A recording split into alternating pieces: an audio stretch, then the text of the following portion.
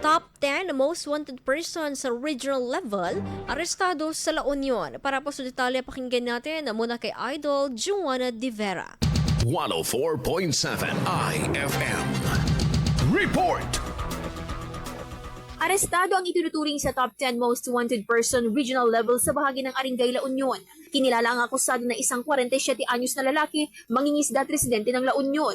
Naaresto ang akusado sa pamamagitan ng isang warrant of arrest kung saan haharap ito sa kasong acts of lasciviousness sa ilalim ng Article 336 ng RPC na may kaugnayan sa Section 5B ng RA 7610 na may inirekomendang piyansa na nasa 200,000 pesos. Mayroon itong kasong 2 counts ng rape, walang piyansa at sexual assault na may inirekomendang piyansa na nagkakahalaga ng 200,000 pesos. Nasa ilalim na ngayon ng kustodiya ng pulisya ang nasabing akusado upang harapin ang mga kaukulang kaso. Kasama mula dito sa IFM Dagupan, ito si Idol Juana De Vera, Tatak IFM.